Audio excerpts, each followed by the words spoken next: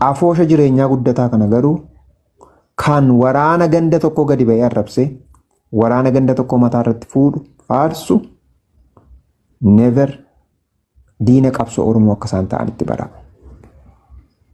Wooboo jedhee gadi ba'ee gandaan wooboo ganda akkasii wanni jedhu qabsoo Oromoo keessas hin jiraatus jiraachuus hin qabu. Wooboon ganda tokko faarfame wooboon ganda tokko in Oromoo sigibbee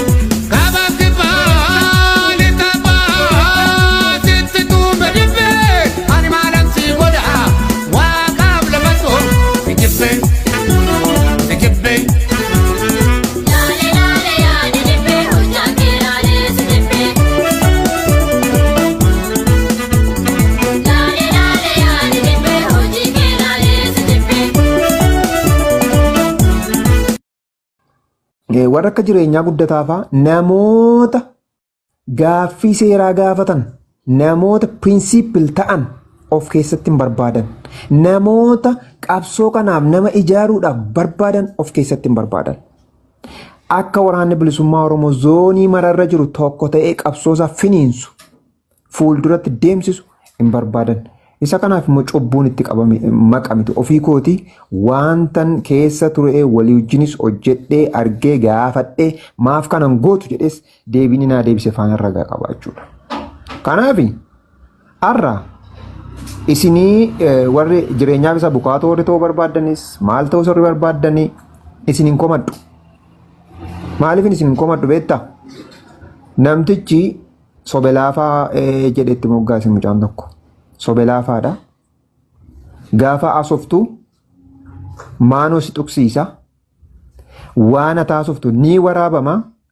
Gaafa ati ajaja isaa fudhachuu diddu gaafa ati lakki anoo waaqatti nama malee sitti namanu jettu waan kanaan dura wajjiniin haasaa turtetu gadi ba'ee miidiyaa irratti maxxansee ittiin si sodaachisaa jechuudha.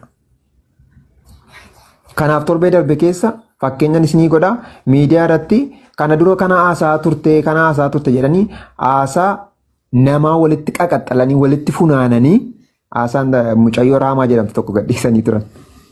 Hojii jireenyaati kun. Hojii jireenyaa guddataati jechuudha.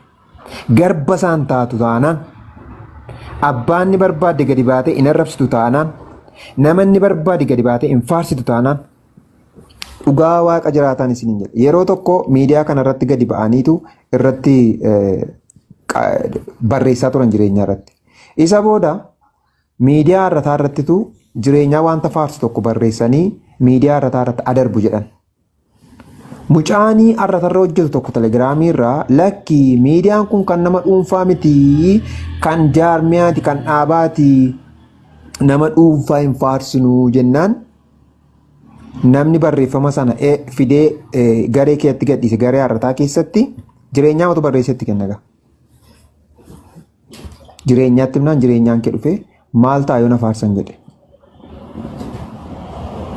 So nama faaruu barbaadu nama bakka rabbii ofiif kennuu barbaaduudha waan na ta'eef qabsoon Oromoo immoo abbaa irree lolaa abbaa irree falmachaa abbaa irree dura dhaabbachaa abbaa irree gugguufuun hin barbaachisu. Kana taanaan Abiyyiin dhiigaan Oromoodha bara. Abiyyiin dhiigaan Oromoodha. Bor qabsoon Oromoo yoo bilisoomne diimokiraasiitti nun ceesisu taanaan bilisoomne diimokiraasiitti hin ceenu taanaan maal garaagarummaan Abiyyii fi nama kana garaagarummaa sanatti himuu dandeessu hin jiru. Kanaaf akkasitti fudhadhaa akkasitti hubadhaa gara fuulduraatti immoo yoo isiniif liqinfamuu dide yoo isiniif hubatamuu dide seenaatii ilaalaa. Darbeen qabu wanna ta'eef seenaatii hojjedhaa. Dhaqaatii afoosha kana faana hojjedhaa. Amman hin hojjetinaa faanaan hojjetinaa isiniin jechaan jiru. Wanta laphee guutuu isinitti immoo yeroo hundumaa waraana keessan miila qullaa deemee kiniina malee yoo dhukkuffate kiniina dhabee wareegama qaalii nuuf kaffalaa jiru amantiidhaan lagaan kutaadhaan tun jedhu waraana keessan bira dhaabbadhaa. Kallattii dandeessanii dippiloomaasiidhaan maallaqaan waan maraan afoosha jireenyaa guddataa kana garuu kan waraana ganda tokko gadi ba'ee arrabsee waraana ganda tokko mataa irratti fuudhu faarsu never diina qabsoo Oromoo akka isaan ta'anitti bara. Wooboo jedhee gadi ba'ee gandaan wooboo ganda akkasii wanni jedhu qabsoo Oromoo keessas hin jiraatus jiraachuus hin qabu. Wooboon ganda tokko faarfame wooboon ganda tokko hin arrabsamu jechuudha. Kana taanaan sirna gabroonfataa afaan wal loluun nu barbaachisu jechuudha. Nuti walitti galagallee asirratti wal nyaachaa waraana wal nyaachisuun jira taanaan gabroonfataa afaan wal loluun iyyuu nu barbaachisu jechuudha. Kanaaf